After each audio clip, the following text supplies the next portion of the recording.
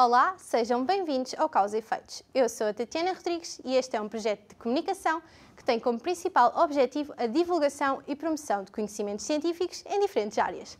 Nesta edição, vamos falar sobre a importância da psicologia na gestão de pessoas em contexto organizacional.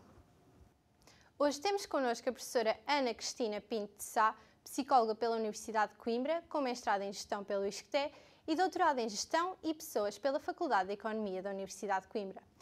Integrou o Departamento de Recursos Humanos da Portugal Telecom, foi consultora e formadora em domínios comportamentais e é docente na Escola Superior de Educação de Coimbra.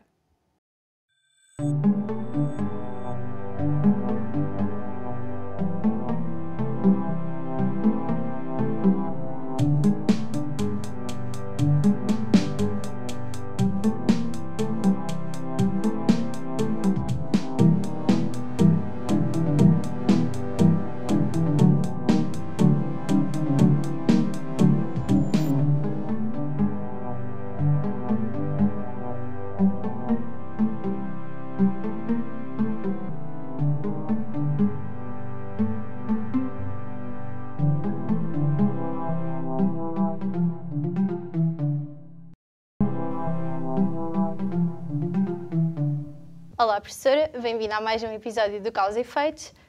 Obrigada, Tatiana, pelo convite. É um gosto estar aqui convosco. E para começar, o que distingue a psicologia das organizações e do trabalho na gestão das pessoas comparativamente aos outros termos da psicologia? A psicologia é a ciência que estuda o comportamento humano. Dentro da psicologia há vários ramos ligados à psicologia, não é? Que, por exemplo, a psicologia do desenvolvimento, a psicologia pedagógica, a psicologia vocacional, a psicologia clínica. Normalmente, aquilo que as pessoas associam mais à função do psicólogo é a psicologia clínica, quer na vertente psicanalítica, quer na vertente cognitiva-comportamental. Para além disso, há a psicologia social e a psicossociologia das organizações integra a psicologia social, que estuda, no fundo, o indivíduo dentro da organização, ou seja, em termos de trabalho, o que acontece é que as pessoas vão influenciar a organização e a organização influencia as pessoas em termos organizacionais. A nível da psicologia, da psicossociologia das organizações, temos vários níveis de análise, quer o nível individual, quer o nível grupal, que é o nível da equipa, quer o nível organizacional propriamente dito. É essa a diferença. E como é que a psicologia das organizações influencia as práticas de gestão de pessoas e desempenho organizacional? Vamos ver. A gestão de recursos humanos são as práticas e os processos de trabalho dentro das organizações, mas não têm propriamente um corpo teórico específico que seja exclusivo da gestão de recursos humanos. O que acontece é que existem dois corpos teóricos que sustentam, de certa forma, a gestão de recursos humanos. Por um lado temos as teorias organizacionais e, por outro lado, temos as teorias comportamentais. As teorias organizacionais têm vindo a acompanhar a evolução das organizações no que diz respeito à estrutura, aos processos de trabalho, desde a Revolução Industrial, praticamente, não é? Temos primeiro o Taylorismo ou o Fordismo, depois temos a burocracia, depois temos as relações humanas, o sistema sociotécnico, o sistema contingencial, portanto, tem havido ao longo dos tempos uma evolução das teorias organizacionais. Por outro lado, do ponto de vista das teorias comportamentais, também há uma evolução dos conceitos a abordar, não é? Conceitos como a liderança, a comunicação, a motivação, a questão do exercício do poder em contexto organizacional, a questão da decisão participativa, mesmo dos conflitos, da confiança, tudo isto são conceitos que no fundo integram as teorias comportamentais e, portanto, é da fusão destes dois corpos teóricos que emergem as práticas e as melhores práticas do ponto de vista de gestão de recursos humanos. Agora, todos estes pressupostos, de certa forma, são dinâmicos, não é? Porque tudo evolui ao mesmo tempo. E as próprias práticas de gestão de recursos humanos também têm vindo a evoluir ao longo dos tempos. E o que acontece é que, por exemplo, se pensarmos em Portugal, não é? Que é uma realidade que nos é mais próxima, O tecido empresarial português não é um tecido homogéneo, não é? A maioria das empresas são PMEs, na verdade são mais micro, pequenas e médias empresas, não é? Há um grande número de empresas que têm menos de 10 trabalhadores, mas concomitantemente existem empresas de grande dimensão, grandes grupos económicos. E, portanto, a maneira como se processa a gestão de recursos humanos nestas várias organizações é completamente diferente, não é? Há empresas que são muito mais sofisticadas do ponto de vista de gestão de recursos humanos do que outras. Depois também há algum atraso que, de uma forma geral, o país tem comparativamente à Europa e a contextos mais desenvolvidos, não é? Por exemplo, só em termos de exemplo, no início, a gestão de recursos humanos estava muito focada naquilo que eram os processos de recrutamento, por um lado, e de treinamento dos colaboradores, não é? Para as empresas, para as unidades fabris iniciais. Depois, a questão da regulamentação do trabalho acabou por ganhar grande impacto e aí a gestão de recursos humanos estava muito associada a juristas e a pessoas que garantiam que a Lei Geral do Trabalho e que a Lei do Trabalho era cumprido. Cada vez mais as equipas ligadas à gestão de recursos humanos são pluridisciplinares, do ponto de vista de economistas, juristas, sociólogos, psicólogos e, portanto, as práticas vão se diversificando. Mas se pensarmos, por exemplo, as leis do trabalho emergiram na Europa no pós-guerra, não é? Seguir à Segunda Guerra Mundial, anos 50, não é? E, portanto, a questão das férias pagas, a questão dos subsídios de férias e de Natal, todo esse tipo de remuneração a que os trabalhadores passaram a ter direito. Em Portugal isso aconteceu só após o 25 de Abril de 1974. Portanto, nós temos um delay do ponto de vista de evolução muito grande comparativamente à Europa. E isso também se reflete nas práticas de gestão de recursos humanos.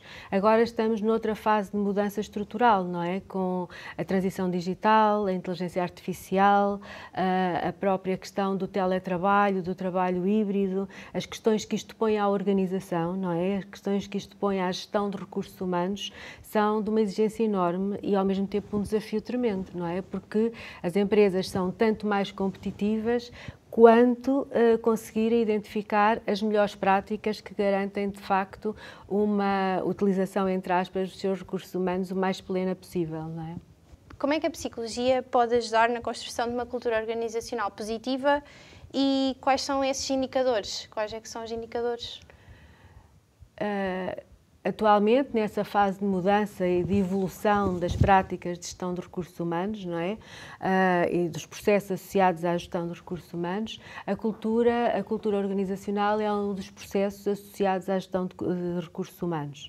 A cultura é muito importante porque traz, ou valoriza, mais neste sentido, valoriza aquilo que é o humano dentro da organização. Do ponto de vista, por um lado, do simbólico, não é? Porque a cultura tem a ver com as pessoas na organização e tem a ver com o modo como as pessoas vivem na organização, como se comportam, não é? Portanto, a cultura traz para os elementos dessa organização uma representação simbólica da organização e, por outro lado, dá-lhes também um património comportamental que os ajuda a ter o comportamento certo no momento certo em termos organizacionais. Portanto, a cultura organizacional é muito importante porque tem a ver com o coletivo, portanto é algo que é comum a todos os colaboradores e à empresa, tem a ver com o coletivo, é dinâmico, quer dizer que evolui, que não é estático, é ambíguo porque permite interpretações distintas, é simbólico necessariamente, porque a apropriação também é diversa de pessoa para pessoa e, portanto, acaba por ser um cimento que liga todas as pessoas, mas mais a nível simbólico e, sobretudo, de fazer à nossa maneira, não é? É o que nós temos, é o ditado que nós temos em português, que é o saber fazer à nossa maneira. A cultura permite isso ao dar o tal repertório, o tal património comportamental e intra-organizacional.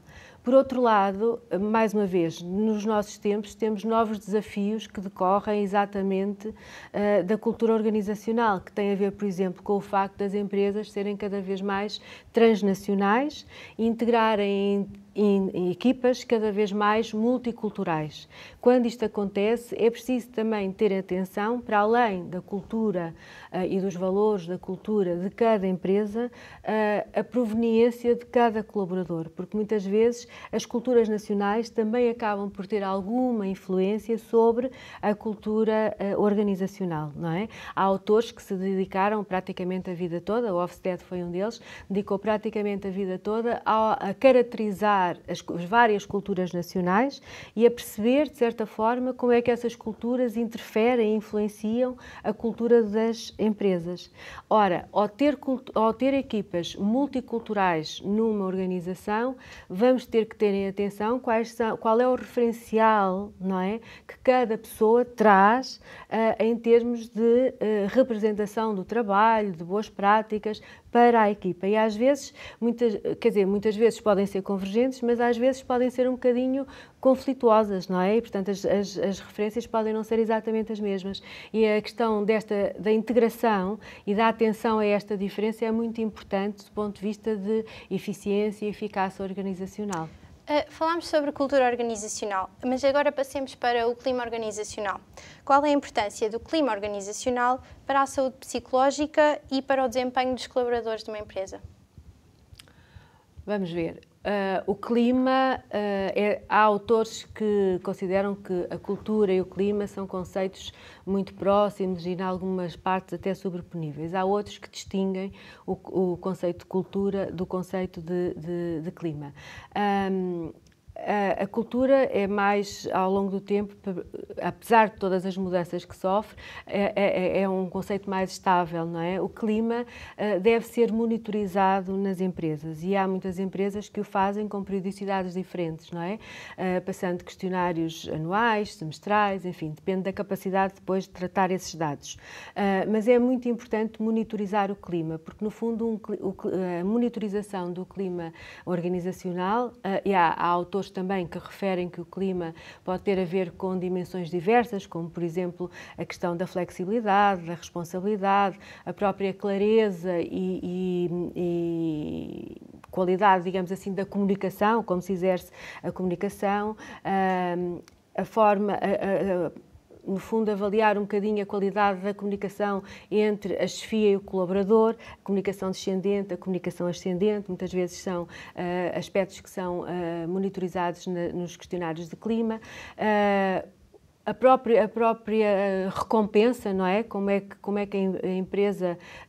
a empresa recompensa, por um lado, o esforço do trabalhador, o resultado, mas também em termos de progressão na carreira, como é que isso se passa. Portanto, todos esses fatores podem ser avaliados no clima organizacional. E o clima tem a vantagem de poder, a avaliação do clima tem a vantagem de poder, no fundo, orientar a melhoria contínua dentro das práticas de gestão de recursos humanos na organização, não é? Porque pode haver aspectos que não estão tão bem avaliados pelos colaboradores e que podem ser corrigidos com práticas mais eficientes e mais eficazes se a empresa tiver acesso a essa informação, se souber que, de facto, do ponto de vista da avaliação, esses aspectos não estão tão bem avaliados, não é? Até porque muitas vezes as empresas têm uma comunicação descendente muito eficaz, mas a comunicação ascendente não é tão fácil de operacionalizar. E os questionários de clima, ao serem anónimos, ao serem confidenciais, acabam por garantir que todos os colaboradores se podem pronunciar de uma forma livre e, portanto, que não estão sujeitos a nenhuma, a nenhuma contrarresposta, digamos assim, ou muitas vezes isso não existe, mas as pessoas pensam que pode haver algum efeito se pronunciarem negativamente em relação a algumas práticas de gestão. E, portanto, isso nos questionários de clima está corrigido. E, portanto, acaba por ser um instrumento de trabalho muito importante para melhorar de facto a qualidade de vida de trabalho nas empresas. Por outro lado, está diretamente ligada com a satisfação do colaborador, portanto, até que ponto há vários indicadores depois que podem ser analisados ligados à parte da satisfação e atualmente há indicadores que são muito valorizados pelos colaboradores, não é? E que não eram tanto aqui há uns anos atrás, tem muito a ver com características geracionais, que são, por exemplo, o equilíbrio trabalho-família, família-trabalho, ou seja, trabalho, vida pessoal e vida pessoal-trabalho, a própria questão da equidade, a própria questão da sustentabilidade das organizações. Portanto, há muitas questões que podem ser monitorizadas no clima e que têm impacto na satisfação sentida pelas gerações mais novas, sobretudo, mas por todos os colaboradores que estão na empresa. Ok, professora, obrigado por ter aceito o nosso convite. Agradecemos desde já a sua disponibilidade e, em nome de toda a equipa, desejamos-lhe o maior sucesso. Muito obrigada, Tatiana. Foi um gosto, gostei muito da experiência. Obrigada. Damos por finalizada mais uma entrevista com a professora Ana Cristina Pinto de Sá. Eu sou a Tatiana Rodrigues e este foi mais um Causa e Efeitos. Não se esqueça de acompanhar as nossas redes sociais e visitar o nosso canal. Obrigada.